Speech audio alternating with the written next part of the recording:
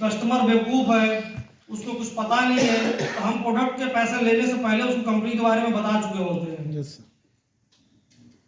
तो 10 में से 5 कस्टमर 4 कस्टमर तो खुद में सक्षम है, नहीं सक्षम है तो उनके घर में, परिवार में, पड़ोस में कोई तो पढ़ा लिखा व्यक्ति होगा जिसको नाम बताएंगे तो गूगल में सर्च कर लेगा।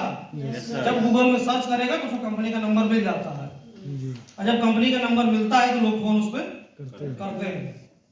लोगों ने फोन किया है, लोगों से बातें हमारे पास आई है, तभी हम बता रहे हैं आप लोगों को, क्योंकि हमसे तो कोई नहीं बता रहे हैं कि सर हम 5 सेल का पैसा खा गए, कोई आयत के बताया तो है नहीं।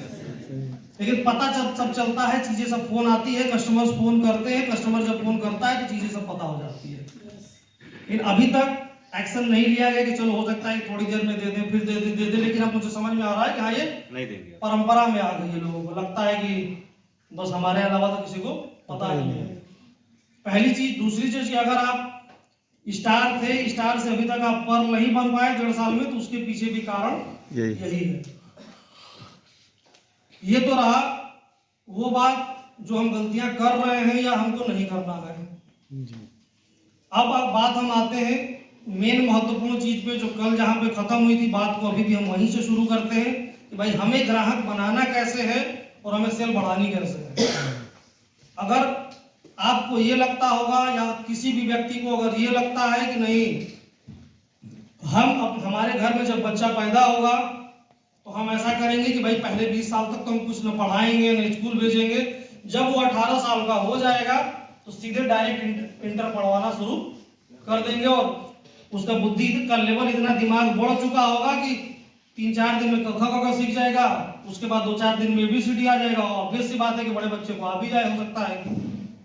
क्या ऐसा हम करते हैं जीवन में? नो। हर चीज की प्रक्रिया का पालन हम धीरे धीरे स्लोली स्टेप बाय स्टेप ही तो अपने जीवन में करते आए हैं। भाई बच्चा पैदा होता है, उसको दुलारते हैं, प्यार करते हैं, फिर जब थोड़ा सा बड़ा हो जाता है तो पहले उसको फोटो दिखा के सिखाना शुरू करते हैं। फोटो से जब थोड़ी सी बात आती है तब उसको हम सिर्फ दिखाते हैं कि ये क से कबूतर, अभी उसको पता नहीं होता कि क है, बस कबूतर देख के समझ जाता है कि ये क वाला है। कुछ ऐसा ही होता है। बहुत सारे पेरेंट्स ने अपने बच्चों को पढ़ाया होगा, बचपन किसी को नहीं याद है, वो उसमें कोई दिक्कत वाली बात नहीं है। कि हम हमारी गलतियां या हम कहाँ पे गलती की होती है हमारे बच्चे तो हमें सिखाते हैं। तो प्रक्रिया जो जीवन में व्यवहारिकता होती है, तो फिर बिजनेस में ऐसा क्यों नहीं? दुनिया का कोई दुकानदार आप बता दीजिए कि आप किसी दुकान पे जाते हैं तो पूछता है भैया कितना का लोगे, 100 पीवी का लेना है, तब तो भैया यहाँ आ रहा हूं तो निकल लो। ऐसा होता है क्या? आप 50 पैसे 1 रुपए का भी एक टॉफी मांगते हो तो दुकान वाला देता है कि मना कर देता है? देता है ना। फिर हम क्या कर रहे हैं यहाँ पे? मना कर रहे हैं। हम कह रहे हैं भैया 25 पीवी करना है तो करो, 100 पीवी करोगे तभी हमारा बढ़िया चेक बनेगा, तभी काम होगा। इसलिए भी आप फेल हैं। आप सब इस वजह से फेल हैं। हो सकता है उसकी क्षमता 1 पीवी की ही थी, लेकिन उसके पास 500 ऐसे रेफरेंस थे जो 100 पीवी ले सकते थे, बट आपने जब उसी को 1 पीवी दिया नहीं तो बाकी 500-1000 पीवी तो आपके पास नहीं है, आए नहीं। ये आप सबकी बहुत बड़ी गलतियां हैं। मैं अभी आपको बताऊंगा कि ये कैसे 1 पीवी को 100 पीवी में हम कन्वर्ट करें। दूसरी चीज कि अगर आपको व्यवसाय करना है, बिजनेस बनना है, अगर आपको बिजनेस को आगे बढ़ाना है तो सिर्फ आप उन्हीं प्रोडक्ट से आप आगे बढ़ सकते हैं, उन्हीं प्रोडक्ट से आप अपने आप को आगे बढ़ा सकते हैं जो प्रोडक्ट वास्तव में आपको बिजनेस करने के योग्य है। मैं अभी आपको यही पे साबित करूंगा।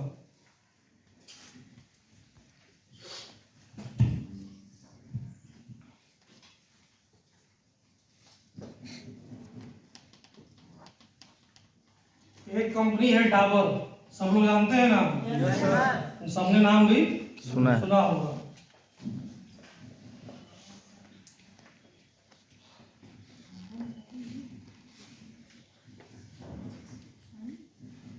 बैद्यनाथ का भी नाम आप सभी ने सुना होगा। सुना है कि नहीं सुना है? यस। डाबर भी एक बहुत बड़ी कंपनी है, बैद्यनाथ भी एक बहुत बड़ी कंपनी है। बैद्यनाथ का आयुर्वेद में बड़ा नाम है और डाबर का भी कोई नाम बहुत छोटा नहीं है। और ये दोनों ही ऑर्गेनाइजेशन, दोनों ही कंपनियां आज की तारीख में मुझे नहीं लगता कि भाई कब कौन सी शुरुआत हुई है, मुझे नहीं पता, लेकिन हम जब से पैदा हुए तब से तो ये कंपनियां हैं। तो यानी कि अगर 35 साल 36 साल के हम हो गए तो ये तय सी बात है कि दोनों ऑर्गेनाइजेशन आज से 35 साल पहले से तो हैं, ये तो क्लियर है। जरा डॉक्टर साहब सर्च करिए डाबर बद्रीनाथ कब से है। सर लगभग 80-90 साल से। 80-90 साल से, चलिए ठीक है, कोई बात नहीं, सर्च करने की जरूरत नहीं है। आप अंदाजा लगा सकते हैं कि चलिए हम 75 साल मान लिया भाई, 75 साल से ये भी है और 75 साल से ये भी है। क्लियर? क्लियर। अगर ये ऑर्गेनाइजेशन एक 75 साल की है, ये एक ऑर्गेनाइजेशन भी 75 साल की है, और दूसरी हम बात करते हैं बाबा जी की, क्या नाम है? पतंजलि। पतंजलि। ये हमारे हिसाब से 10-12 साल से ज्यादा नहीं हुआ होगा, 12 साल के वैसे हुआ नहीं होगा, 12-13 साल, चलिए मान लीजिए 13 साल से एक ही ऑर्गेनाइजेशन चल रही है। अब एक ऑर्गेनाइजेशन 75 साल से है, एक दूसरी भी 75 साल से, और एक ऑर्गेनाइजेशन मात्र 13 साल पुरानी है। क्या डाबर का टर्नओवर पतंजलि के आसपास है? बड़ा होना किसको चाहिए था? डाबर को। उससे भी बड़ा किसको होना चाहिए था? बैद्यनाथ को। और सबसे छोटा किसको होना चाहिए था? पतंजलि को। क्लियर? है क्या? इन दोनों को मिला देंगे तब भी उसके आसपास कोई नहीं है। कभी आप लोगों ने सोचा ऐसा क्यों? सोचिए, बताइए भाई। अगर हम पढ़े लिखे हैं आज की डेट में, वही मैंने कहा था ना कि डेटा जो 1.5 GB 1 GB जो पाते हैं आप लोग 2 GB पर डे का, उसको खर्च कहाँ पे हम कर रहे हैं? सब गूगल में छिपा है। ये तो महत्वपूर्ण चीज ये है कि भाई हम सर्च क्या करते हैं। रिजल्ट है आपके सामने, प्रैक्टिकली दिख रहा है कि भाई डाबर का भी कोई तो कोई शुरू किया होगा, वो बहुत बड़ा आयुर्वेदाचार्य रहा होगा। बैद्यनाथ भी जिसने शुरू किया वो भी बहुत बड़े आयुर्वेदाचार्य थे, और बाबा रामदेव जी ने भी जब शुरू किया तो वो भी बहुत बड़े आयुर्वेदाचार्य तो नहीं थे जी। लेकिन आज की तारीख में बाबा जी का टर्नओवर हिंदुस्तान लीवर जैसी वर्ल्ड वाइड बड़ी कंपनी को भी आज की डेट में भारत में सोचने पे मजबूर कर दिया। और बड़ी बड़ी कंपनियां पूरी लॉबिंग बना के पतंजलि के पीछे पड़ी रही, लेकिन उसका कुछ बहुत हुआ नहीं। तो यहाँ पे हमें सोचने की जरूरत तो है कि आखिर पतंजलि ने क्या किया। कि मात्र 13 साल में जो है इन दोनों के पिछले 5 साल का जितना धंधा होगा वो अकेले 1 साल में कर रही है। सोचने यहाँ पे हमको शिक्षा लेने और सोचने की जरूरत है कि नहीं है? कोई बताएगा कि आखिर पतंजलि ने क्या किया? प्रोडक्ट की क्वालिटी और रेट को कम किया, प्रचार किया सर। और डाबर बैद्यनाथ का प्रचार नहीं आता, एक बच्चे दादा के दादी प्रोडक्ट के रेट को कस्टमर नीडेड प्रोडक्ट दिया, और वेल मैं बता रहा हूँ बहुत सारे, सबकी बात सही है, सारे लोग भी अपने हिसाब से कोई गलत नहीं कर रहा। सबसे महत्वपूर्ण चीज यही है कि भाई डाबर ने अपना एक आंकड़ा दिखाई कि भाई हम तो भस्म ही डाल के बनाते हैं, और आपके बजट में आता है तो आप लीजिए, नहीं बजट में आ रहा है तो अंग्रेजी दवाई ले लीजिए। सेम यही काम बैद्यनाथ जी ने भी किया। भैया हमारे यहाँ से सामान लेना है तो 1000 को 5000 10,000 से नीचे का तो आपका हमारे यहाँ का ऑप्शन है ही नहीं है। भाई आज की डेट में हमारे दिमाग में क्या बना हुआ है? आयुर्वेद महंगा है, अंग्रेजी सस्ता है। डाबर बैद्यनाथ ने किया तो यही कि इन्होंने सिंपल सा एक लॉजिक लगाया कि भाई 100 पीवी की ज्वाइनिंग लगेगी, 100 पीवी से नीचे का प्रोडक्ट हमारे पास नहीं है। सबसे पहली गलती इन दोनों लोगों ने अपने जीवन में, अपने बिजनेस स्ट्रेटजी में इन्होंने किया। समय के अनुसार इन्होंने अपने बिजनेस स्ट्रेटजी में बदलाव नहीं किया, पहली चीज। अब पतंजलि की जब आई, ये भी सबसे पहले जो है आयुर्वेदिक प्रोडक्ट लेके आई, ठीक। और जब तक पतंजलि नामक ऑर्गेनाइजेशन में जब तक आयुर्वेदिक फील्ड में रही तब तक इसका भी बहुत विशेष ग्रोथ नहीं था। बाद में इनकी टीम ने स्टडी किया, समझा, देखा कि भाई हम भी आखिर हम हिंदुस्तान के सबसे बड़े व्यवसायियों में कैसे आएंगे। अब इन्होंने क्या किया,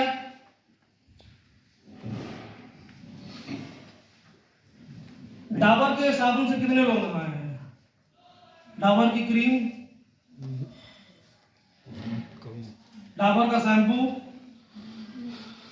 सेम यही बात यहाँ भी लागू हो रही है। अब यहाँ पे आ जाइए पतंजलि पे, पतंजलि का बिस्कुट, पतंजलि का नमकीन, पतंजलि का क्रीम, पतंजलि का साबुन, पतंजलि का आई ड्रॉप। इन्होंने क्या किया, पतंजलि ने क्या किया कि आयुर्वेद को हमारी रोज की जरूरत बना दी। सबसे बड़ा बदलाव जो इन्होंने अपने जीवन के कॉन्सेप्ट में इन्होंने किया कि इन्होंने देखा, स्टडी किया कि यार आदमी तो आज बीमार है, कल को ठीक हो गया तो फिर क्या करेंगे हम, उस घर से हमारे पास बिजनेस कैसे आएगा। हो सकता है कि भाई कोई परिवार में अगले 4 साल तक बीमारी ना पड़ा, उनका खान पान इतना बढ़िया है कि उनको फूड सप्लीमेंट की भी जरूरत ना पड़े। भाई जब बीमार हुए नहीं, बीमार के वक्त ही आदमी कहता है डॉक्टर साहब जरा ताकत वाला इंजेक्शन भी लगा दीजिएगा। उसके पहले आदमी कोई नहीं जाके कहता है कि भाई हमें 4 टैबलेट दे दो जिससे कि हमारा इम्यूनिटी मजबूत रहे तो हम बीमार ना पड़े, क्योंकि ये हमारे खान पान परिवेश हमारी शिक्षा में नहीं है, ना हम इतने जागरूक हैं, और जागरूक होने से भी हमारे पास इतने एक्स्ट्रा पैसे भी नहीं है। लेकिन पतंजलि ने क्या किया, आयुर्वेद को हमारे जीवन की जरूरत में बना दिया। उन्होंने क्या कहा, टूथपेस्ट आयुर्वेदिक, टूथपेस्ट में उन्होंने घुसा दिया 2-4 जड़ी बूटियां। उन्होंने शैम्पू बनाया तो क्या घुसा दिया उसमें, 2-3 जड़ी बूटियां। साबुन बनाया तो उसमें क्या कर दिया, जड़ी बूटियां। क्रीम बनाई तो उसमें क्या कर दिया, जड़ी बूटियां। तेल बनाया तो उन्होंने घुसा दिया उसमें जड़ी बूटियां। अब क्या किया उन्होंने, जड़ी बूटियों को इनडायरेक्टली हमारे रोज के जीवन में लेके वो आ गए। अब जब हमारी जड़ी बूटियां रोज के जीवन में आई, अब क्या हुआ, हमको एक टूथपेस्ट भी चाहिए तो दंत कांति हम लेके चले आए। क्या उन्होंने मना किया, हर आदमी के दिमाग में बन गया यार इसके पहले के जो टूथपेस्ट थे वो केमिकल वाले थे, इन्होंने आयुर्वेद को लेके आया। आज की तारीख में आप देखिए, चाहे वो डाबर की बात करिए, चाहे वैद्यनाथ की बात करिए, चाहे हिंदुस्तान लीवर का भी वो ग्रीन कलर का हर्बल वाला टूथपेस्ट अब आता है। ये काम इन्होंने पतंजलि से पहले क्यों नहीं किया। लेकिन अब पतंजलि इतना करके आगे बढ़ चुकी है कि कोलगेट का हर्बल नहीं बिकता है उसका भी। क्यों, क्योंकि विश्वास किसने दिलाया, पतंजलि ने, कि हमारे रोजमर्रा की जरूरत की चीजों में आयुर्वेद कैसे आएगा। तो दिमाग के नस नस में बैठा दिया कि नहाओ तो आयुर्वेदिक साबुन से नहाओ, शैम्पू इस्तेमाल करो तो आयुर्वेदिक इस्तेमाल करो। उन्होंने समझाया कि जो बिस्कुट खाते हो तो गेहूं का खाओ। वो जब अपनी मैगी भी लेके आए तो सबसे पहले गेहूं का प्रचार करना शुरू कर दिया कि भाई हम मैदी की नहीं लेके आते, हम काहे बनाते हैं, गेहूं की। तो भाई उनके अनुरागी थे ही, मंच पे आके रोज सुबह 5:30 बजे आके रामदेव जी क्या बताते हैं, यही बात तो बताते हैं कि भाई मैदा हमारे हाथों को ऐसे ऐसे कर देता है, गेहूं खाओगे तो ऐसे ऐसे चीजें होगी। हम जो बनाते हैं वो गेहूं वाला बनाते हैं। आदमी को समझ में भी आया, तो पहले से भी सबको पता है कि मैदा नुकसान करता है, लेकिन हमारे पास मैदे की मैगी के अलावा हमारे पास चॉइस नहीं थी। तो अगर हमें मैगी खानी है तो मैदे का खाना है। आज की तारीख में देखिए मैगी भी आटे का बनाने लगी, आटा टूटा बड़ा लेके आता है मोटा मोटा। शुरुआत तो पतंजलि ने किया, शुरुआत किसने किया। तो आपको अंतर समझ में आ गया कि पतंजलिवाद और बाकी के मार्केट स्ट्रेटजी में कहां पे अंतर है। मैं कल भी आपको बोला था, एक पीवी इंपॉर्टेंट है, 100 पीवी इंपॉर्टेंट नहीं है। आज मैंने आपको साबित करके दिखाया। यस सर, आज आपको बात समझ में आ रही है।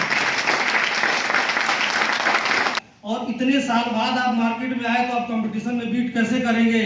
आपसे 15-15 साल, 20-20 साल, 18-18 साल पुरानी कंपनियां 10-10 साल पुरानी मार्केट में हैं।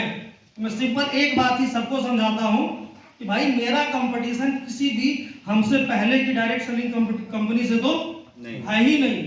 मुझे कंपटीशन है, मुझे तो सिर्फ और सिर्फ पतंजलि से। मेरा कंपटीटर मार्केट में कौन है, पतंजलि। मुझे शिक्षा भी लेनी है तो मैं वहां भी स्टडी करता हूँ। और ये एक बड़ा किस्मत और इत्तेफाक भी यही है कि हमारे ऑफिस के नीचे पतंजलि का स्टोर है। मतलब मैंने जिससे कंपटीशन किया नियति ने भी, जबकि वो स्टोर पहले दूसरी जगह पे था, पहले नहीं था वो। हम लोग के ये मान के चलिए कि हर्बल खुलने से 1 साल 6 महीने पहले वो वहां पे इत्तेफाक से आया है। पहले वो सिविल लाइन में नेक्सा का शोरूम था, वहां पे था, पीवीआर चौराहे के पीछे वाली बिल्डिंग में था शोरूम, वहां से नहीं चला तो वो इत्तेफाक से हमारे नीचे आ गया। अब चाहे वो अब और नहीं चलना उसका, चाहे वो उसकी नियति थी या वो उसकी नियति नहीं थी, प्रभु की नियति थी कि जब तुम गाड़ी से उतरोगे तो तुम्हारा कंप्यूटर रोज तुमको दिखेगा। भाई मेरे लिए तो पॉजिटिव है और कितनी अच्छी बात है। हम आप सोचते हैं कि हाँ यार, जिससे जो हमको ताना मारे एकदम ऐसा दूर से जाएं कि भाई वो हमको नजर भी ना आए। और भगवान ने मेरे सामने क्या किया कि बेटा तुमको ऑफिस जाना है तो बिना कंपटीटर के दर्शन किए तो तुझे जाने को मौका नहीं मिलेगा, है ना। तो मैं जैसे गाड़ी से उतरता हूँ सबसे पहले भाई मेरा अब सीढ़ी पे उतरते समय उतनी देर में कैलकुलेशन हो जाती है कि हमको इससे भी ऊपर जाना है। तो आपको समझ में आ गया 100 पीवी बड़ी है कि 1 पीवी? 1 पीवी। लेकिन वो 1 पीवी भी बड़ी कैसे होगी या कब बनेगी? जब लोगों को रोजमर्रा में उसको मतलब यूजर बनाएंगे। शादी के मंत्र बता दो अपनी वाली पे का तो याद होगा, उस टाइम तो बैठे रहे होंगे सारे लोग। नहीं याद है? यस सर, कौन बताया? चलो भाई,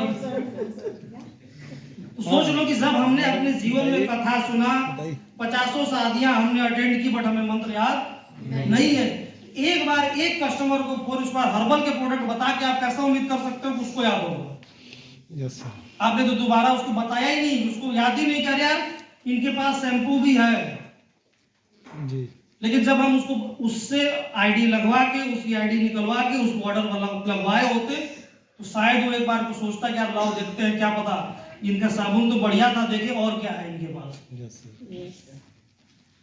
हम तो उसको सिर्फ साबुन की जरूरत थी, उसको बता के आगे कि एक अच्छा साबुन है, उसको हमने ये साबुन और के अलावा क्या क्या है ये देखने का तरीका तो हमने उसको बताया ही नहीं। जब आप बता के आते तो भले उसकी 2 पीवी से आप ज्वाइनिंग करा के आते, 2 पीवी से उसकी आईडी लगा के आते, हो सकता है कि सिर्फ वो 2 टूथपेस्ट या 2 साबुन या कोई एक सरफ शैम्पू आप देके चले आते। लेकिन जब उसको तरीके पता होती, उसके पास सिस्टम पता होता, कुछ नहीं करता। अगर उसको प्रोडक्ट आपका समझ में आता तो एज ए कस्टमर उसको कोरियर चार्ज से कोई फर्क नहीं पड़ता। क्या फर्क पड़ेगा? क्यों? क्योंकि वो जोड़ घटा लेगा। यार 3 प्रोडक्ट हमने मंगाया, एक प्रोडक्ट है मान लीजिए एमआरपी है 150 का, डीपी आ गया 100 रुपया। दूसरा प्रोडक्ट उसने देखा कि यार इसकी एमआरपी है 250, डीपी है 200। तीसरा प्रोडक्ट उसने देखा इसकी एमआरपी है 300, इसकी डीपी है 200, उसने जोड़ लिया, 3 2 5 1 6 700 का प्रोडक्ट हुआ। इधर कस्टमर जोड़ लिया 2 2 4 1 500, उसको फायदा कितने का मिला? 200। डिलीवरी चार्ज कितना देना है? 118। कस्टमर जोड़ के ऑटोमेटिक सामान मंगा लेगा क्योंकि अभी भी वो प्रॉफिट में है। मंगा लेगा कि नहीं मंगा लेगा? मंगा लेगा। फिर हमने ये रास्ता उसको दिया ही नहीं और इतना सामान मिला के 2-2.5 पीवी का फिर से निकल के 3 पीवी का होगा। अब पता चला कि पहले महीने उसने 2 पीवी का लिया, तीसरे महीने उसके समझ में आ गया तो 5 पीवी का सामान उसने और मंगा लिया क्योंकि उसको उसकी जरूरत थी और उसको पता था कि जरूरतें हमें कैसे देखनी है। हम क्या कर रहे हैं, एक आदमी को यार वो जानने ना पाए, समझ जाएगा तो हमारा एमआरपी माइनस डीपी का हो जाएगा नुकसान। एक न्यूराइज बेच के आने के चक्कर में 1000 न्यूराइज के हम सेल अपना खो के चले आ रहे हैं। आज आप सब सफल नहीं है या जो रैंक आपकी होनी चाहिए तो वो नहीं है, तो उसके पीछे कारण सिर्फ यही है। Yes sir. अब भाई अब इंस्पेक्टर साहब को हमने 5 प्रोडक्ट दिया, 2 परसों तो मैं फोन करके पूछूंगा ना कि भैया वो इस्तेमाल किया कि नहीं किया आपने, तो कहेंगे अरे ये तो हमने खोला ही नहीं, क्योंकि मुझे पता है कि यही डायलॉग उनके आने वाला नहीं सर, जो मैं हर प्रोडक्ट के बारे में उनको बता दिया। ठीक है, बता दिए तो इस्तेमाल तो पूछेगा आदमी जी। अगर आपने इस्तेमाल नहीं पूछा तो फिर रीऑर्डर तो नहीं होने वाला, पड़ा हुआ है। Yes sir. तीसरे महीने क्या करेगा, जब इसको फायदा मिलेगा तो फिर पता चला कि 10 पीवी 20 पीवी 25 पीवी तो उसने अपने आप मंगा लिया और आपको पता ही नहीं चला कि इस महीने 5000 पीवी लोगों ने रीपरचेज कर लिया। और हमको जब चेक आएगी तब हमको समझ में आएगा हमने तो किसी को ज्वाइनिंग निकाली नहीं, बट हमारे पास चेक आ गए। वो 2 पीवी की आईडी 100 पीवी में मुश्किल से 2 से 3 महीने में अपने आप कन्वर्ट हो जाएगी बिना कुछ आपके मेहनत किए। आप बता सकते हैं उसके बाद कि जब उसको आपको पता है कि इसने साबुन तेल लिया है, इसको फायदा मिला है, आप भी जाके बता सकते हैं कि भाई साहब ये नए नए प्रोडक्ट भी और आ गए हैं, एक बार आप देखो, ट्राई करो। आपके घर पे आ ही जाना है, आपको लेने तो कहीं जाना नहीं है। तो 2 पीवी 100 पीवी में कन्वर्ट हो सकती है, इसमें बहुत मुश्किल नहीं है। लेकिन आप सही तरीके से बिजनेस करेंगे तो जब तक ये व्यक्ति अपने आप को 100 पीवी में कन्वर्ट करेगा तब तक हो सकता है कि 500 पीवी की वो सैलरी आपको दे दे, क्योंकि जब 2 बार 3 बार ऑर्डर कर देगा तो आपको यही समझाने जाना है कि आप अपना प्रोडक्ट फ्री में कैसे मंगा सकते हैं। तो जब फ्री का उसको सिस्टम मिल के आ जाएगा कि हाँ यार ऐसे करने से हमारा फ्री में हो सकता है, तो वो सिंपल सी बात है कि अपने 4 रिश्तेदार को बताएगा कि यार मैं ये साबुन इस्तेमाल कर रहा हूँ, बड़ा बढ़िया है। तो आपका बिजनेस बहुत सारे शहरों में अपने आप निकल के चला जाएगा और आपको पता भी नहीं चलेगा। और जब तक रियल प्रचारक नहीं आएंगे, रियल लोग एक दूसरे का प्रचार नहीं करेंगे, तब तक कोई भी सिस्टम आगे नहीं बढ़ता। भाई रामदेव जी ने यही तो कहा कि भैया हमारा आयुर्वेदिक है, साथ साथ हमारा अपना भारतीय प्रोडक्ट है। आज की तारीख में सारे ब्रांड लिखने लगे हैं भारत में निर्मित। हिंदुस्तान लीवर वाला विदेश से मंगाता थोड़ी नहीं है, भले विदेशी कंपनी है, बनाता तो वो यही है। ये सिस्टम किसने ले आया? रामदेव जी लेके आए। इसके पहले कौन पूछता, देखता ही नहीं था कि भारत में निर्मित है कि विदेश में निर्मित है। तो उन्होंने भाई देशभक्ति की भावना भी तो अगले ने जगाई जी। ये शिक्षा भी तो हमें वहां से लेने की जरूरत है, स्वदेशी अपना लिया। भाई एक व्यक्ति क्या करके कम समय में बड़े बड़े ऑर्गेनाइजेशंस को बीट करके चला गया, ये गुण हमको वहां से ले लेना है। सबसे पहली चीज उन्होंने यही करी कि हमारी रोजमर्रा की जीवन में आयुर्वेद को वो लेके आए, और आज भी हर घर तक उनकी पहुंच नहीं है। और हमारे प्रोडक्ट उनसे बेहतर क्वालिटी की है, ये सबको पता है। तो हमारा कॉम्पिटिटर अगर पतंजलि है तो हमने रेट को पकड़ा है उनके यहाँ से, और क्वालिटी पकड़ ली है लक्मे वाली, हिमालय वाली। यही तो किया है हम लोगों ने। और क्या किया है? क्रीम पकड़ा क्वालिटी, या तो लैक्मे की या लोरियल वाली। जॉय की क्वालिटी हम लोग थोड़ी ना पकड़ के चल रहे हैं, जॉय या निविया जो गांव गांव बिकता है ना। तो हमने रेट पकड़ा पतंजलि वाला, क्वालिटी पकड़ ली लोरियल और लैक्मे वाली। यानी कि हमारे पास अपर क्लास भी आ सकता है, लोअर तो अपने आप आएगा क्योंकि उसको पहले वाले प्रोडक्ट से ऑलरेडी बेहतर मिलेगी। और जो अपर क्लास इसलिए आपको लेगा क्योंकि जो 600 में चीज लेता था, जब वो 200 में पाएगा तो कहेगा क्वालिटी तो दोनों सेम है, तो मैं क्यों 600 लूं। तो हम बता सकते हैं कि भाई वो बड़ी कंपनी है, उसके खर्चे बहुत ज्यादा है, हमारी छोटी ऑर्गेनाइजेशन है तो हमारे पास बहुत तरह के खर्चे अभी नहीं है, इसलिए हमारे प्रोडक्ट सस्ते हैं। हमारा प्रचार अमिताभ बच्चन या कोई बड़े बड़े ब्रांड एम्बेसडर नहीं करते हैं, तो हमारा मार्केटिंग का भी कोई खर्च नहीं है। 100-200 करोड़ आप ही के पैसे से तो प्रचार में उनके पास जाता है। वो पैसे जो हमारे पास बच जाते हैं, यहाँ प्रचारक हम आप खुद हैं। हम अपने ब्रांड एम्बेसडर यहाँ कौन है? हम खुद हैं। जब हम खुद हैं तो हमको किसी थर्ड पार्टी को पैसे देने नहीं पड़ते। इस वजह से उसी क्वालिटी का लैक्मे की क्वालिटी की चीज हमारे पास इस वजह से हिमालय या जॉय और निविया के दाम में उपलब्ध है। क्लियर है? आपको समझ में आ गई बात? Yes sir. यानी हम क्या करेंगे, आज के बाद से किसी भी कस्टमर को प्रोडक्ट बाद में देंगे, सबसे पहले उसको उसकी फोन नंबर से उसकी आईडी को बना के हम उसका प्रोडक्ट ऑर्डर अगर आप कराते हैं तो आपके डायमंड सिर्फ जल्दी आएगी। Yes sir. भाई आप यहाँ पे कर क्या रहे हैं? आप यही तो करोगे कि एमआरपी माइनस डीपी से लेके आते तो हो सकता है कि 149 वाला प्रोडक्ट 134 रुपया में आप उसको देके चले आते। यही तो होता। और क्या होता? तो 15 रुपया का आपको हो जाता, 14-15 रुपये का आपको हो जाता फायदा। यही ना होता कि और क्या होता? तो भाई ये 15 रुपये उस पर इन्वेस्टमेंट भी तो कर सकते हो, उसका दूसरा भी तो रूप है। और एक बिजनेसमैन ये भी तो सोच के आएगा कि इस व्यक्ति पे हम 15 रुपए का आज हम इन्वेस्टमेंट करके आ रहे हैं, और ये 15 रुपए का इन्वेस्टमेंट आपको कल को 15 लाख भी देगा। लेकिन 15 रुपए का इन्वेस्टमेंट तो करिए, क्या उस अपना नुकसान करके आप नहीं आ रहे हैं, वास्तव में उस व्यक्ति पे आप 15 रुपए का इन्वेस्टमेंट करके आ रहे हैं। और इन्वेस्टमेंट हमेशा रिजल्ट देती है, ये तय सी बात है। बिजनेस करना है, आगे बढ़ना है, अपने बच्चे को हमको शिक्षा देनी है, तो फीस के रूप में हम उस स्कूल को, उस टीचर को इन्वेस्टमेंट ही तो करते हैं कि गुरुजी को ट्यूशन मिल जाए 5-6 इसलिए अपने बच्चे को बुला पढ़ाते हैं क्या जाए तो बेचारा बड़ा गरीब है, ट्यूशन हम दे देते हैं, बच्चे को जरूरत तो थी नहीं वैसे, लेकिन अब बड़ा खुददार है, ऐसे तो पैसा लेगा नहीं, तो हमने बोल दिया कि चलो ट्यूशन पढ़ा दो, हम तुमको 2-4 हजार दे दिया करेंगे, इसलिए आप देते हैं क्या? हम देते इसीलिए हैं कि हमारे बच्चे का भविष्य उज्जवल हो। हम अपने बच्चे पे उस टीचर के माध्यम से इन्वेस्टमेंट कर रहे होते हैं। इन्वेस्टमेंट ही तो है, किस क्या है? तो यहाँ भी तो आपको करोड़ों रुपए कमाने हैं, लाखों रुपए कमाने हैं, तो आपको इन्वेस्टमेंट करना तो पड़ेगा। और ये इन्वेस्टमेंट आपको जेब से तो नहीं गई, लेकिन ये 15 रुपए का इन्वेस्टमेंट आपको 15 लाख कमा सकता है। बस आपको सोचने की जरूरत है। और यही डुप्लीकेसी, अब आप खुद तो सोचिए कि आप सबकी यहाँ पे बैठा हुआ कोई भी ऐसा व्यक्ति नहीं है जिसकी डाउनलाइन की संख्या, जिसकी टीम मेंबर्स की संख्या 10-15 से कम हो। इन 15 लोगों से 150-200 लोगों तक तो प्रोडक्ट रोज पहुंच रहा है, फिर उन 200 को आप नहीं जानते हो, इसलिए कि भाई उनकी आईटी सिस्टम में तो है ही नहीं।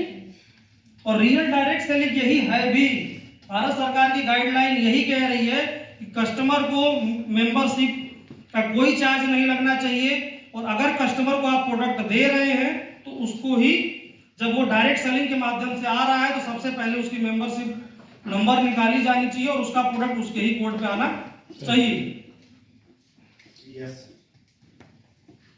और अगर आप ऐसा करेंगे तो जब वो जो आपकी जो ये 10-15 की जो टीम है, और वो जो टीम है जो आपको 200 लोगों को 20 प्रोडक्ट दे रही है, फिर वो 200 से 2000 के बीच में पहुंचेगा, 2000 से फिर 20,000 के बीच पहुंचेगा। लेकिन आपने क्या करा, ये 200 को ही आपने 0 कर दिया, 2 हटा दिया, 0-0 बचाए रखा, 2 हटा दिया, 0-0 बचाए रखा। अब जब 2 हटा दिया तो 2000 नहीं हुए, 2000 नहीं हुए तो 20,000 नहीं हुए, 20,000 नहीं हुए तो 2 लाख भी नहीं हुए। जब 20,000 2 लाख होगा नहीं तो क्या होगा? आपके पास 20,000 कस्टमर को आपने खो दिया, क्योंकि पहले 200 को हमने शुरुआत नहीं करी, तो 20,000 हमारे पास वही नहीं। तो अभी तक आपने डायरेक्ट सेलिंग कैसे किया था, क्या सिखाया गया था, ये शिक्षा वहीं आप छोड़ के आ जाओ, क्योंकि अगर वो शिक्षा काम आ रही होती तो आज इस हॉल में कोई बैठा हुआ नहीं होगा। उस शिक्षा से, अगर उस पैटर्न से, उस मॉडर्न स्टाइल से, उस तरीके के काम करने से अगर आप डायमंड बनने वाले होते तो सारे डायमंड बन चुके होते। इसका मतलब कि उस तरीके में, उस कमी में, कहीं ना कहीं सिस्टम में, मॉडल में कोई ना कोई खामी थी। सबसे बड़ी खामी यही थी कि वो मॉडल बनाने वाला कोई भी व्यक्ति बिजनेसमैन नहीं था। उसने बिजनेस करने की कोई पढ़ाई करके नहीं आया हुआ बैठा हुआ व्यक्ति था। आज हम इस मॉडल में लेके आए हैं तो 15 साल के पूरे अपने अनुभव को एक दिन में लेके आए हैं ना जी सर। और 15 साल पहले भी जब हमने बिजनेस शुरू किया था उस दिन भी मेरे पास डिग्री थी। ऐसा थोड़ी नहीं है कि हाँ मुकेश अंबानी या विदेश से पढ़ के आए हैं तो उनको बिना ऐसे ही रिलायंस को चला दे रहे हैं। रिलायंस को दुनिया तभी जानी है जब मुकेश अंबानी सिस्टम में आया है। धीरू भाई अंबानी ने सिर्फ शुरुआत किया था।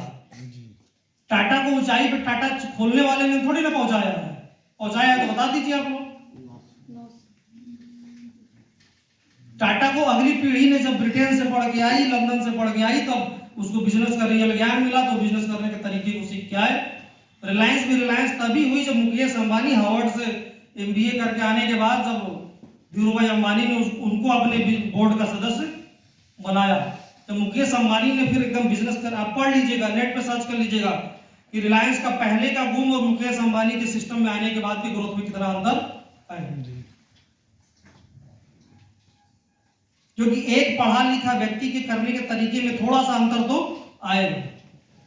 आज मैं बहुत सारे डायरेक्ट सेलिंग कंपनीज को देखता हूं, बहुत सारे लीडर्स को भी मैं सुनता हूं, और मैंने हजारों लीडर्स को देखा अपने पिछले 1.5 साल में कंपनी खोलने के बाद बहुत सारे मालिकों को भी मैंने सुना, सबके पास एक सिर्फ दुख भरी कहानी होती है। पता नहीं, मुझे आज तक समझ में नहीं आया। जो डायमंड बन के पहुंचा, जो डबल डायमंड बन गया, या XYZ जो 5 करोड़ कमा लिया, उसके पीछे सिर्फ एक दुख भरी कहानी है। मतलब क्या वो ये बताना चाहते हैं कि यह बिजनेस सिर्फ एकदम सबसे निचले तबके का है?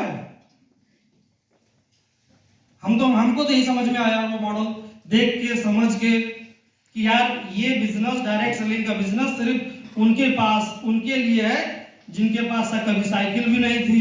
ये बिजनेस सिर्फ उनके लिए है जिनके पास बाइक नहीं थी। ये बिजनेस उनके लिए है जिनके पास घर नहीं था। हम तो अभी तक यही समझ पा रहे हैं। मैंने आज तक एक भी ऐसा लीडर की स्पीच नहीं सुनी, एक डायरेक्टर की ऐसी स्पीच नहीं सुनी कि जी इसके पहले मैं 5 लाख रुपया महीना कमाता था, लेकिन मैं जब डायरेक्ट सेलिंग आया तो 25 लाख कमाने लगा। एक अगर वीडियो हो तो आप लोग मुझे दिखा दो। नहीं, यही सुनने में आता है कि उसके पास साइकिल नहीं थी, पैदल आते जाते थे, नदी तैर के पार करते थे, फटा कपड़ा पहनते थे, डायरेक्ट सेलिंग आ गए तो हम अमीर बन गए।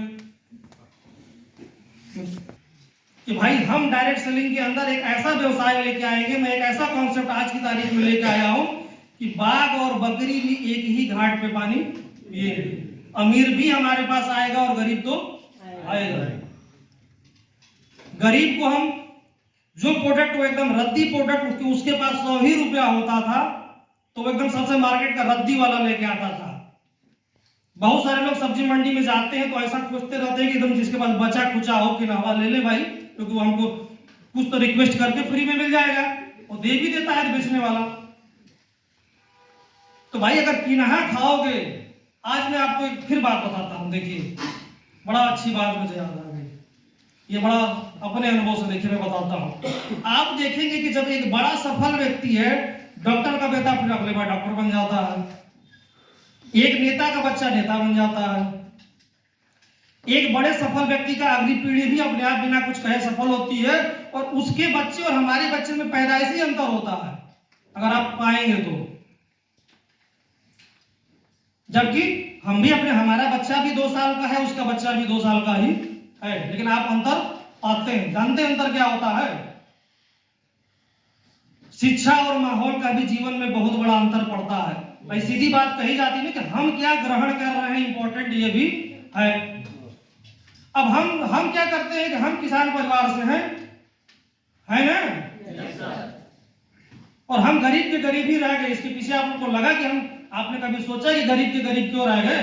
गरीब के गरीब आप इसलिए नहीं रह गए कि आप डायरेक्ट सेलिंग में नहीं आए, 100 का माल आपने 500 में नहीं बेचा। गरीब के गरीब आप इसलिए रह गए कि जब आप भंटा जानते हैं ना, बैगन, यस सर, हमारे यहाँ इसी नाम से फेमस है ना हमारे यहाँ Yes. बैगन तो बहुत कम कहा जाता है, भंटा बोला जाता भंटा। अब और 60 में हो गया है भाटा, हो गया है ना? Yes sir. अब क्या होता है, आप खेत में गए, बैगन खरीद तोड़ के ले आए, टमाटर खरीद के लेके आए, गोभी आप तोड़ के लेके चले आए, जो सब्जियां जिसके घर में हो रही है वो तोड़ के आ गई। उसके बाद क्या होता है, कोई बताएगा? अरे किसी घर में नहीं काम होता, बताओ भाई। उसके बाद उसकी होती है छटाई। चलो बैठो, जो बढ़िया चीज होता है उसको मंडी भेजते हैं। अच्छा चलो ठीक है, बैठ जाओ। वो सबसे पहले तो छटाता है, ये एकदम बढ़िया, ये थोड़ा दवाई या पकुसा, ये एकदम किनावा एक तरफ हो गया। अब किनाहे में भी दो कैटेगरी होगी, एक एकदम से सड़ा हुआ, एक थोड़ा कम सड़ा या बचा। बढ़िया वाला मंडी में चला गया, उससे थोड़ा खराब वाला भी मंडी में चला गया। एकदम जो किनावा था वो, या तो अगर भैंसिया खाने लायक था तब तो भाई उधर पहुंच गए, नहीं तो सीधे वो घूरा पे पहुंच गया। अब जो बचा, यार एक बैगन में से एक पीस तो निकल ही जाएगा, कहीं से कोने में से काटने के महसूस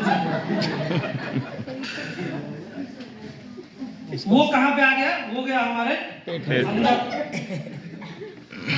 तो भाई अब जो खाओगे वही तो आपको निकल के आएगा। आप लेते खाते क्या है? हम सदियों से असली जड़ तो ये है हमारे तरक्की ना होने का। भाई सड़ा खाते हैं, सड़े का हमारे अंदर गया, उतनी बुद्धि आई, और उसे काट देने से खाली वो कीड़े ने खाली जितने दूर दिख रहा है सिर्फ उतने थोड़ी ना खाया है। जी असर पूरा पहुंचा। अरे सिंपल छोटी सी बात कहते हैं यार, टॉयलेट में जाओ, अभी एक आदमी घुमा के तो भैया थोड़ा ऐसा करो, निपट के आ जाओ, फिर इस हाल में ना कोई बैठ पाएगा, है ना। उसका हम सब अर्थ तो पूरा पहला होता है, इमेजिन तो करिए। जो हम काट के खाते हैं कीड़ा अंदर, क्या वो भगवान नित्य कर्म नहीं करता होगा? करता होगा।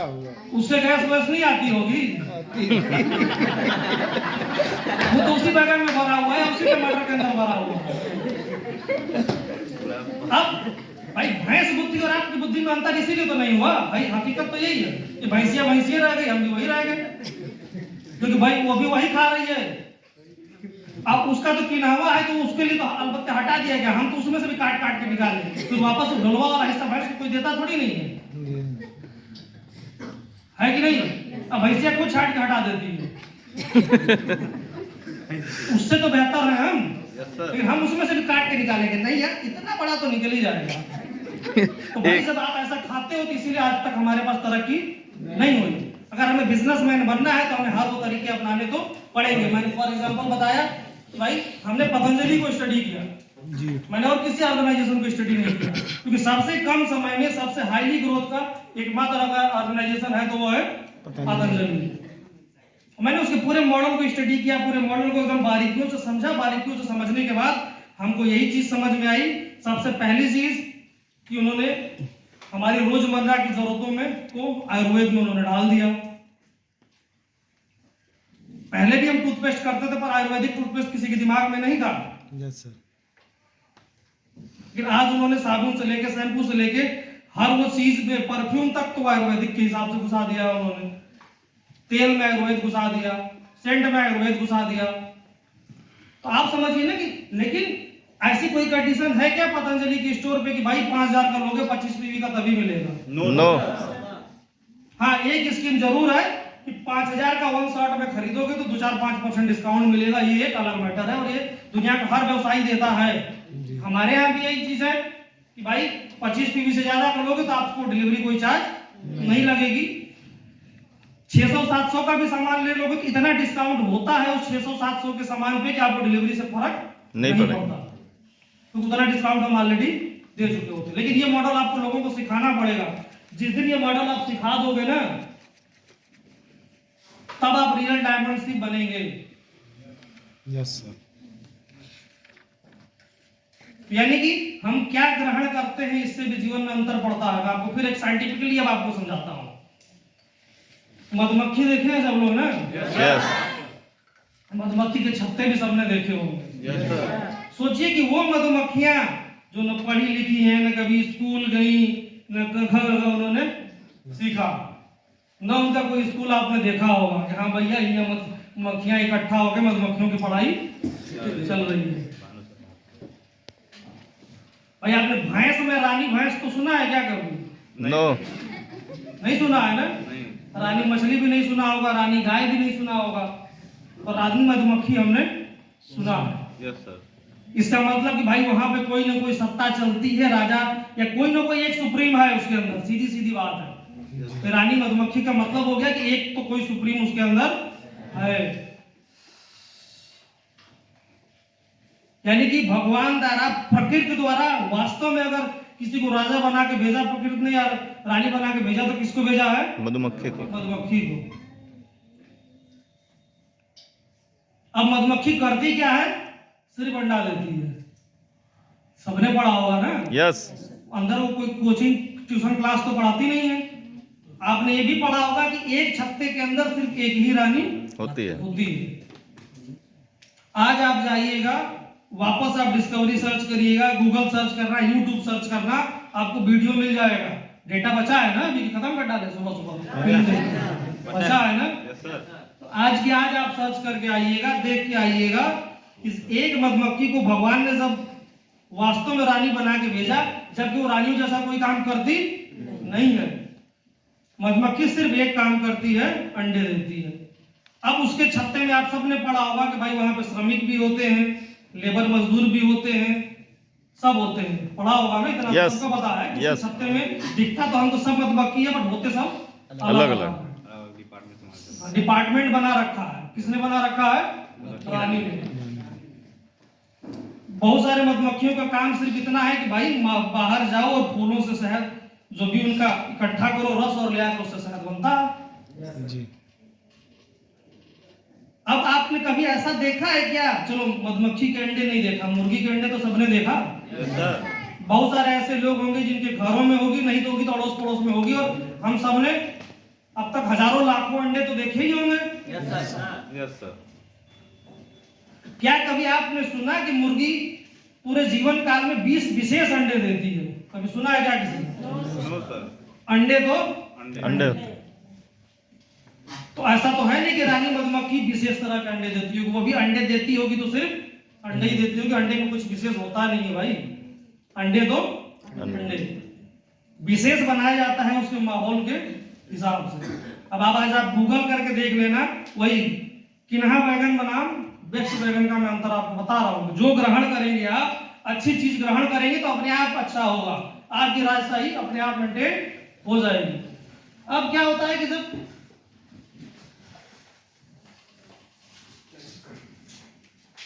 जब मधुमक्खी अंडे देती है तो वहां पे होती है श्रमिक मधुमक्खियां, जिनका काम रानी की जगह पड़ी रहती है, वो अंडे बस दे रही है, अंडे निकाल रही है, अंडे दे रही है। अब कुछ श्रमिक मधुमक्खियां होती है जिनका काम होता है अंडे को यहाँ से उठाइए, और वो छत्ता आपने ध्यान से देखा होगा, हर छत्ते में एक ब्लॉकेज होता है जी सर। और वो भी षटकोण होता है, 6 भुजाएं होती हैं अगर ध्यान से आप देखेंगे तो। यस। ये बड़ा प्रकृति, बड़ा नेचुरल है, उसके पीछे भी बहुत बड़े लॉजिक्स है। फिलहाल मैं उसकी बात नहीं कर रहा हूँ। तो भाई हमारी आर्ट बड़ी खराब है तो इसलिए मैं छत्ता ऐसे बना दिया। अब क्या होगा, मान लीजिए सपोज दैट की रानी यहाँ पे बैठी हुई है, अब रानी अंडे दे रही है। अब क्या है, ऐसे ढेर सारे जो है ब्लॉक बने हुए हैं। यहाँ पे लेबरों ने क्या किया कि जो है सब में यहाँ से अंडा आया और उठ के यहाँ पे ऐसे भर गया। अब अंडा भरने के बाद अगर आपने कभी शहद से खुद से छत्ते से शहद निकाला होगा या देखा होगा तो आप पाएंगे यही कि जितने छत्तों में शहद भरा होता है उसमें एक अंडा जरूर होता है। एकदम क्लियर सी बात है। और सबसे पहले इसमें अंडा भरा जाता है। अंडा भरने के बाद जिन मधुमक्खियों को बाहर रस बनाने के लिए भेजा जाता है, वो शहद ले आया कि इन खानों को क्या करती हैं कि करती हैं, और उसके बाद लास्ट में मोम की लेयर लगा के उसको कर दिया जाता है बंद। पता तो सबको होगा कि भाई छत्ते के ऊपर सबसे पहले मोम की लेयर होती है, उसके बाद शहद निकलता है जी। अब ये कैसे पता कि किस छत्ते से रानी निकलेगी भविष्य में? हर छत्ते से रानी निकलती जरूर है। बहुत बार आपने देखा होगा कि भाई छत्ता जो है, आधे मधुमक्खियां यहाँ से चली गई और आधी बची हुई होता है, सबको पता है। बहुत बार सारी भी उड़ के चली जाती है, बहुत बार आधे वहां से निकल के चले जाते हैं। जानते हैं आप लोग, आज गूगल करके देख लेना कि सर ने सही बताया है कि गलत बताया। इन अंडों में कोई अंतर नहीं होता मेरे मित्र। हाँ, जिन मधुमक्खियों को ये जिम्मेदारी दी गई है कि तुम्हें बाहर जाना है, फूलों से रस को लेके आना है और उस रस को यहाँ पे इन छत्तों में शहद होता क्या होता तो उसकी उल्टी ही है। मधुमक्खी की क्या होती है? उल्टी। हाँ।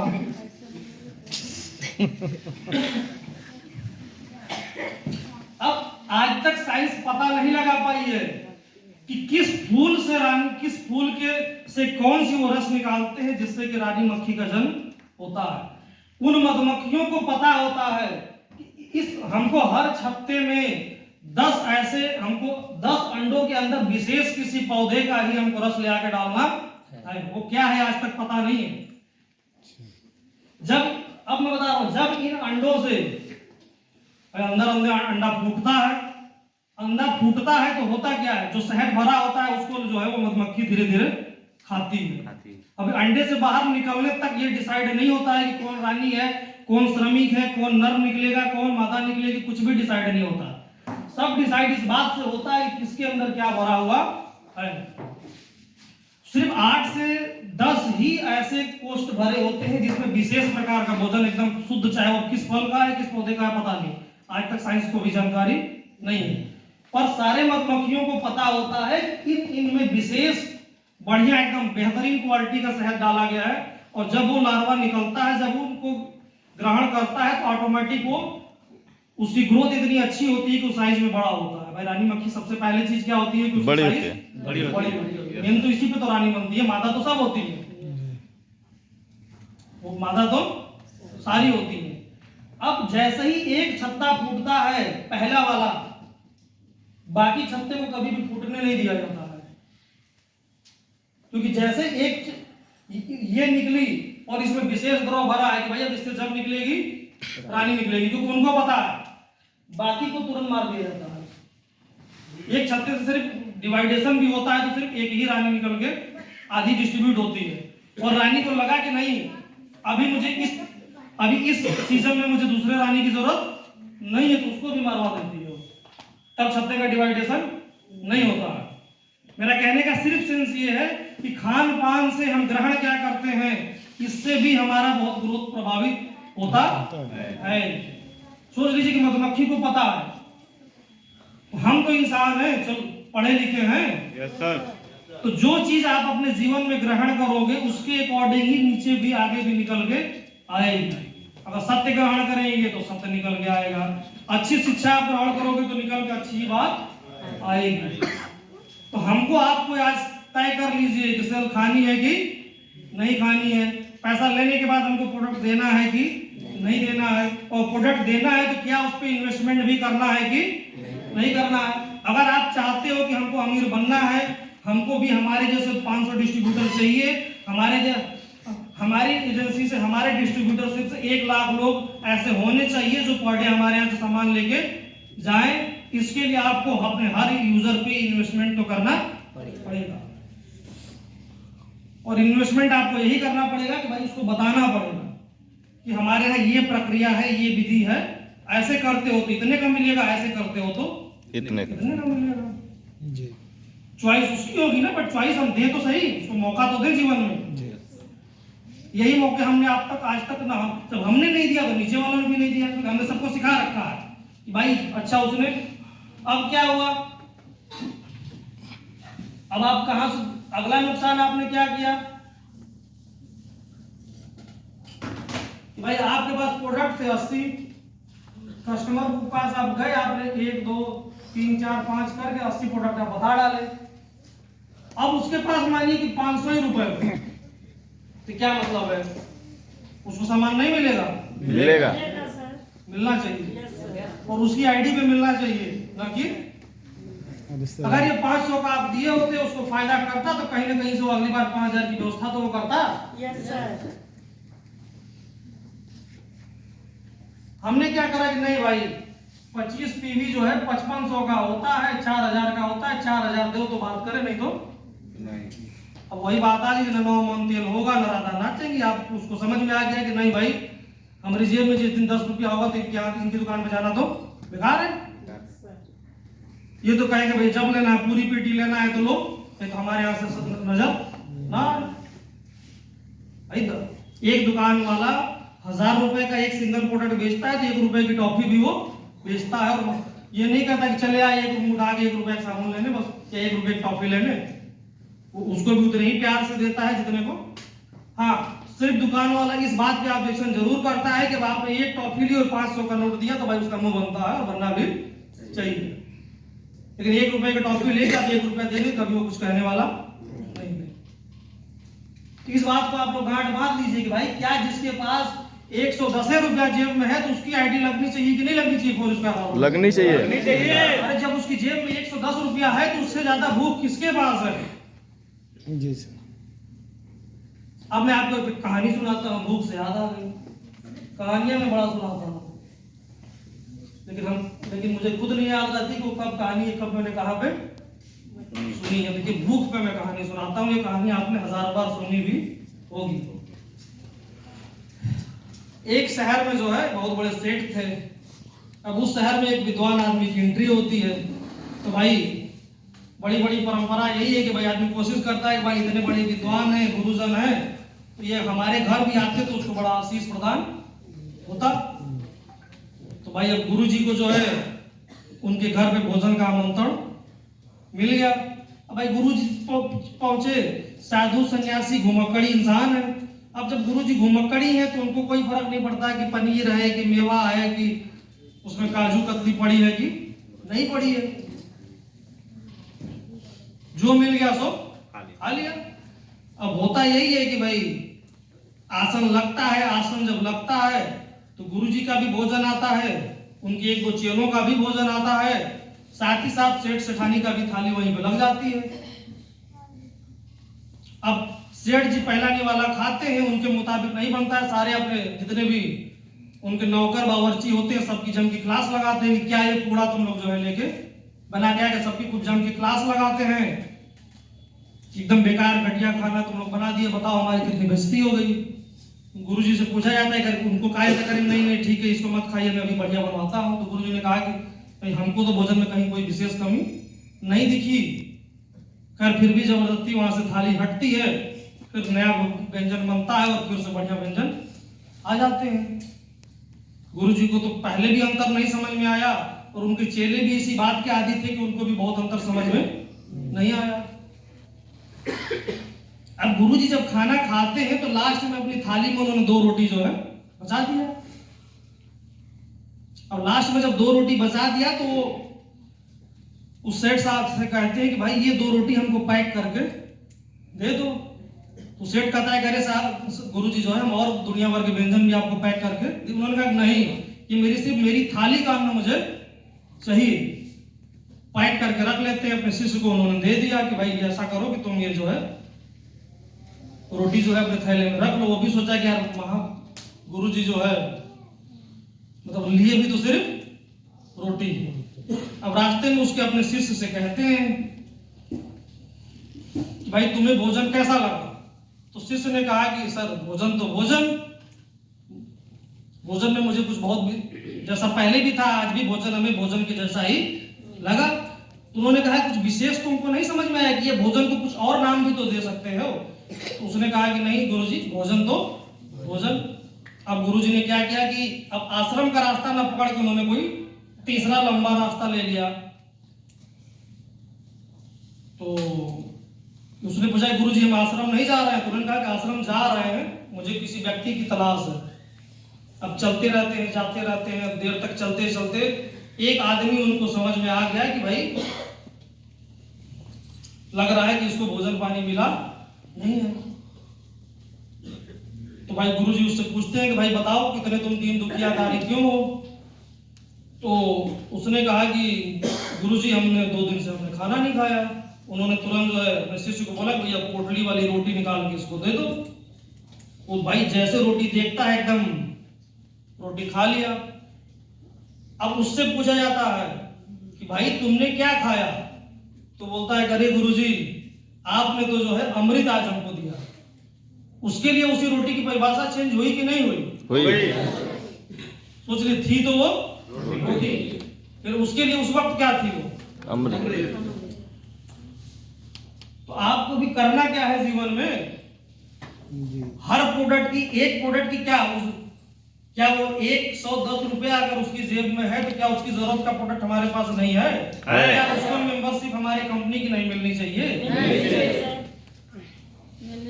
उसको भी मिलनी चाहिए। और जिसकी जेब में 10,000 है उसको भी मिलनी चाहिए। ये तो प्लान आपके पास। हम व्यवसाय क्या मुकेश अंबानी ने आज जियो चल गई है, सबको जियो के फायदे समझ में आ गए हैं, तो क्या उन्होंने ऐसा कुछ कहा कि नहीं 1 साल का रिचार्ज कराओगे तब तो भाई हमारी कंपनी का सिम लो, नहीं तो समय अनुसार उन्होंने अपने आप को परिवर्तन किया। 3 महीने का भी ऑफर रखा है, 1 महीने का भी ऑफर रखा है, 1 साल का भी रखा है, और 1 महीने में भी जिसको बहुत नेट नहीं चाहिए वो भी ना छोड़ के जाए उसके लिए भी ऑफर रखा है भाई कि चलो तुम 100 ही रुपया दो खाली कॉलिंग मिलेगी। क्या वो बेवकूफ है? उसने किसी भी ग्राहक को छोड़ा नहीं और उसके नाम की ही तो सिम दे रखा है। ऐसा तो कहा नहीं अरे यार तो तुम 20 महीने का 20 रुपया कराते हो, हटाओ तुम ऐसा करोगी। सर जैसे हम लोग किसी को डायबिटीज़ की मतलब कोई देते हैं सप्लीमेंट, तो डायबावेदा उसमें मेन है, तो उनको बेस्ट रिजल्ट भी चाहिए और पैसा जैसे उनके पास, जैसे आपने बताया पैसा उतना उनके पास नहीं है, तो फिर उनको हम कैसे संतुष्ट कर सकते हैं? भाई अब उनको सिर्फ डायबा वेदा ही चाहिए, उनको बेस्ट रिजल्ट भी चाहिए जी, पैसा भी उनके पास पैसा भी नहीं है जी। तो बात अभी भी यही है कि अब आपके पास वही तो मैंने कल आपको एक ज्ञान दिया था कि आप जो है बिजनेस को तरीके को चेंज करिए। अब मैं फिर आता हूं, अब आप पहुंच जाइए झोला छाप डॉक्टर के पास। देखा होगा सबने जी। झोला छाप डॉक्टर और डिग्रीधारी डॉक्टर में अंतर कोई बता दो भाई। चलो धंधा करने आए हो ना। Yes sir. झोला छाप डॉक्टर और डिग्रीधारी डॉक्टर में अंतर क्या होता है? दोनों संतुष्ट करते हैं, दोनों दवाई देते हैं। Yes sir. 15 दिन 2 महीने देता है, 1-2 खुराक का ही देता है। झोला छाप डॉक्टर पुड़िया बना के देता है। तो भाई फिर मैंने कहा इन्वेस्टमेंट तो करो, तुम्हारे पास छोटी बोतल होनी चाहिए। 300 रुपए में 1 हफ्ते की डोज अब तो तुम बना लोगे, 2 दवाई मिला के। कहे एक दवा दे रहे हो, आओ थोड़ा सा धंधा तो करो, सीखो तो सीखो। समस्या नहीं है, समाधान खोजो प्रभु, समाधान आपके आसपास ही मौजूद है ना? यस 300 में आप दे सकते हैं उसको। यस सर, बिल्कुल दे सकते हैं। यस दे सकते हैं। हो सकता है ना? Yes sir. अब कोई शंका नहीं है। आपको समझ में आ रहा है कि आप सही हाथ में है? Yes sir. भाई मैंने अपने जीवन से सीखा है और मेरी कोई दुख भरी विशेष कहानी नहीं है। मैं जब घर में तब भी पढ़ता था, तभी मैं बहुत अच्छे परिवार से था, आज भी अच्छे परिवार से हूँ। हाँ मैंने अपना कैरियर अपने तरीके से स्टैंड किया, उसमें हमारे परिवार वालों का कोई योगदान नहीं है, लेकिन उनके शिक्षा और संस्कार की ही बदौलत थी कि हम बिना घर से पूंजी लाए भी अपने आप को स्टैंड किया, क्योंकि मैंने हर वक्त समाधान खोजा, समस्या में कभी भी समस्या नहीं की नहीं। वही मैं आपको बता कि जिसकी जेब में 100 रुपया भी है उसका भी इलाज आप कर सकते हैं। पुड़िया बनाओ भाई। Yes sir. कार्तिक हर चीज से सीखो। जिसके अंदर 1000 कमियां होगी तो श्री रामचंद्र जी ने लक्ष्मण को रावण के पास ऐसे ही थोड़ी ना भेज दिया था, और ये भी बता के भेजा था कि सिर्फ उससे 2 शिक्षा या 3 शिक्षा लेके आ जाओ। 2 ही दिन ज्ञान लेने तो भेजा था। Yes sir. क्योंकि उनको भी पता था कि रावण के पास समय कम है और ज्ञान तो वो देगा तो उसके पास लाखों हजार ज्ञान है, लेकिन उन्होंने 2 या 3 के ज्ञान पे बाधा कि भाई सिर्फ 2 ज्ञान पूछ के आओ। 2 ही ज्ञान लेने भेजा था ना लक्ष्मण को। Yes sir. तो हमको अगर हम बिजनेसमैन है तो हर वक्त हमको अपना दिमाग चलाना है, और आपके पास आपके सॉल्यूशंस आपके अड़ोस पड़ोस में ही उपलब्ध है ना? यस। और कोई सवाल? नहीं सर, अभी क्लियर है। क्लियर है? क्लियर है सर। ये तो मैं कल ही आप लोगों को सिखा दिया था, आपने सीखा ही नहीं। जी सर। आप लोगों ने मेरा कंसंट्रेशन बदल दिया। खैर कोई बात नहीं। एक चीज क्लियर हो गई कि हमारे पास जेब में जिसके पास 100 रुपया है उसके लिए भी हमारे पास है, और ये 4 स्क्वायर हर्बल ये पहली ऐसी कंपनी होगी जिसके पास सिर्फ दुख भरी कहानियां अचीवर्स की नहीं होगी। अगर एक डॉक्टर साहब थे, उनको 500 रुपए का लैक्मे लेके आते थे, हम उनको 300 रुपए में ही लैक्मे से संतुष्ट कर देंगे। जी। अब स्वाभाविक सी बात है कि जब डॉक्टर साहब 300 में संतुष्ट हो जाएंगे तो ये हमको 3000, 30,000, 3 लाख भी कमवाएंगे, क्योंकि इनके पास वही एक कैटेगरी होगी ना। अब एक आदमी था जो 200 वाली ही क्रीम बेचारा लगाता था क्योंकि उसकी जेब में 200 रुपए ही होते थे। ये व्यक्ति हमारे लिए इसलिए एक संतुष्ट होकर काम करेगा कि वाह कितनी बढ़िया ऑर्गेनाइजेशन है, वही 2 रोटी कि मेरी तलब तो थी, भूख तो थी, लेकिन मेरी जेब में जितनी क्षमता थी उसमें भी हमको इन्होंने 500 की क्वालिटी वाला प्रोडक्ट दिया। संतुष्ट हुए कि नहीं हुए दोनों? हाँ ठीक है भाई, इसकी सर्किल कम होगी, हो सकता है यहाँ से आप 2,000 रुपए कमाओ, अंतर इतना ही तो आएगा। यस और मैंने अभी तक एमएलएम में देखा, यही समझा, जब हमारी एमएलएम कंपनी खोलने की बात हो रही थी तो भाई उस दौरान मैंने बहुत सारे लोगों को स्टडी किया, बहुत सारे यूट्यूब पे वीडियोस देखे। तो पहली चीज पता है मुझे क्या शिक्षा समझ में आई? बहुत सारे लीडरों की मैंने शेयरिंग देखा, बहुत सारे जो है डायरेक्टरों को सुना, तो मुझे यही समझ में आया कि भाई यह बिजनेस सिर्फ गरीबों का है। यानी अगर मैं पढ़ा लिखा हूं तो यहाँ तो मुझे आना ही नहीं चाहिए, कहां से कहां हम चले आए। हमको तो यही समझ में आया कि भाई मार्केट में सिर्फ उनको खोजो, झोपड़ी वालों के पास जाओ, उनको बताओ अरे तुम BMW से चल सकते हो। हमको तो भाई यही समझ में आया। अरे डॉक्टर साहब के पास जाए, डॉक्टर साहब को BMW की बात करें तो क्या बुराई है? कोई बुराई नहीं। उनके दिमाग में है भी BMW, जी सर। उनका टारगेट भी क्या है? BMW। BMW। तो वो जल्दी अचीव करेगा कि साइकिलों के बारे में जो नहीं सोच रहा हूँ। त्योहार में बच्चों को कपड़ा ही नहीं खरीद पाता, उसको तो सिर्फ कपड़े की बात करें ना, उसके लिए तो वही 2 रोटी ही अमृत है। आप अगर सच्चे व्यवसायी हैं, बड़े बिजनेसमैन हैं, तो आपके पास ये दोनों चीजें होनी चाहिए। भाई टाटा लैंड क्रूजर भी बेचती है, जगुआर भी बेचती है, नैनो। नैनो भी बेचती है ना। यस। उसकी बकेट में है कि नहीं सबके लिए? भाई 1 करोड़ से शुरू होने वाला भी ब्रांड है और 2 लाख 3 लाख से शुरू होने वाला भी ब्रांड उनके पास है। ऐसा तो है नहीं कि जब आप टाटा के शोरूम में जाते हैं तो सीधे बोलता है पहले जगुआर से हो क्या हो तब इधर वाले में आना। ऐसा तो होता नहीं है, क्योंकि उसको पता है कि जिसको जगुआर चाहिए वो जगुआर वाले में जाएगा, जिसको नैनो या जो भी उसकी और कारें हो वो चाहिए तो ऑटोमेटिक उसको पता है कि ग्राहक को पहले से पता है। तो आप बिजनेसमैन हैं, आप डिस्ट्रीब्यूटर हैं, तो आपकी एजुकेशन ये है, मेरा कहना यही है कि सामने वाले को वो चीजें का ही सपना दिखाओ जो वास्तव में उसका अगला टारगेट है। लेकिन एमएलएम में पता चला कि 5000 लोगों का प्रोग्राम हो रहा है, जो आ रहा है उसके पास साइकिल तक तो थी नहीं, तो मेरे जैसा पढ़ा लिखा आदमी तो कभी नहीं आएगा उस कंपनी में। क्या मेरे स्टैंडर्ड के लोग तो है ही नहीं।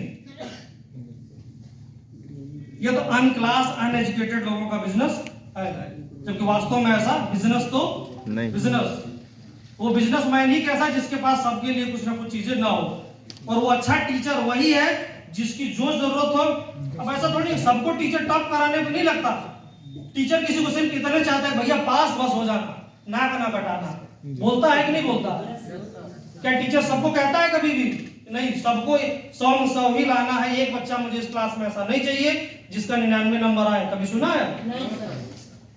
टीचर यही समझाता है ना भैया, कुछ बच्चों से भैया पास हो जाना, कुछ से बताएगा कि भाई एटलीस्ट 60% तो ला ही लेना, इतना तो पढ़ लो। कुछ से बोलेगा डिक्टेंशन से कम नहीं आना चाहिए, नहीं तो बहुत क्लास लगेगी। अब तो डिक्टेंशन ही भी छोटी चीज हो गई, हम लोग जमाने में होता था। मतलब 75 नंबर आ गए तो मतलब समझ लीजिए कि सीधा आदमी यही बताता ही था कि हाई स्कूल में मेरे इतने नंबर आए, मैथ और इसमें डिक्टेंशन था। ये परिचय होता था अपना पहले का, होता था ना। अभी क्या हो गया? 90% 99% समय अनुसार। लेकिन अगर हम गुरु हैं, हम अच्छे शिक्षक हैं, तो हमारा दायित्व तो बनता है कि भाई जिसकी जितनी भूख हो उसके हिसाब से हमारे पास चीजें होनी चाहिए। कल को वो परिवर्तन लाएगा ना कि आज ही पर सारा परिवर्तन ले लेगा। लेकिन कल को परिवर्तन लाने के लिए हमारे परिवार का पहले वो हिस्सा तो हो। आपने उसे हिस्सा बनाया ही नहीं, तो उसकी बहुत सारी अपॉर्चुनिटी आपने सोच लेगा यार इसके जेब में तो 200 है, नहीं 200 वाला भी हमारे काम का तो है। वो तो क्योंकि उसकी भूख तो और है ज्यादा। इतना तो दिमाग में आया कि यार काश मेरे पास 2000 होते तो ये बढ़िया बढ़िया तो शैम्पू था लेकिन हम ले लेते। वो और कोशिश करेगा, वो दिन भर फेरी लगा के 2000 कमाना चाहेगा। जो 100 पीवी की आईडी लेगा वो फिर घूम के बेचेगा नहीं भाई, ये भी जान लो, ना किसी को कस्टमर बनाएगा। वन टाइम में, वन शॉट में अगर उसके पास 20,000 होगा तो क्या करेगा? 200 वाला क्या करेगा? रोज 100 पीवी का बेच डालेगा वो, क्योंकि उसकी जरूरतें हैं ज्यादा और उसको बढ़िया प्लेटफॉर्म आपने दिया। लेकिन उसके हिस्से का ईमानदारी से हिसाब होना बहुत है जरूरी। और ईमानदारी से हिसाब तभी होगा जब हमारा सॉफ्टवेयर उसके हिस्से की चीज उस तक पहुंचाएगा, न कि आप। तो सॉफ्टवेयर बनाने की जरूरत क्या थी? सब अपना अपना बेचते, अपना अपना टीम से हिसाब करके हमको बता देते, उतना रुपया पर बेच देते। आईडी ट्री, इतना सॉफ्टवेयर पे खर्चा, दुनिया का सबसे बेहतरीन सर्वर मुझे लगाने की क्या जरूरत है जो 10 सेकंड में हमारी 3 सेकंड में वेबसाइट खुल जाती है? इतना करने की जरूरत क्या थी? कोई जरूरत थी? कोई जरूरत नहीं थी भाई। हमको लैक्मे की क्वालिटी वाला प्रोडक्ट निविया के दाम पे बेचने की क्या जरूरत है? मेरे दिमाग में तो कुछ चल रहा होगा। और मेरी सफलता आपसे तो ज्यादा है ना। मेरे पास कोई दुख भरी कहानी नहीं है कभी भी। सिर्फ आप यही सुनेंगे कि ये समस्या मेरे पास थी, उस समस्या का भी मैंने कैसे निजात पाया। क्योंकि मैं हमेशा सॉल्यूशन खोजता हूँ और सॉल्यूशन हर वक्त मेरे पास होता है। समस्या तो सबके पास है, क्या हमारे पास समस्या नहीं है? अरे मेरे पास भी 100 करोड़ होते तो शायद एक साथ में 500 प्रोडक्ट लॉन्च करता। समस्या तो है मेरे पास भी कि 100 करोड़ होते तो मैं भी 500 प्रोडक्ट पहले दिन से लेके आता।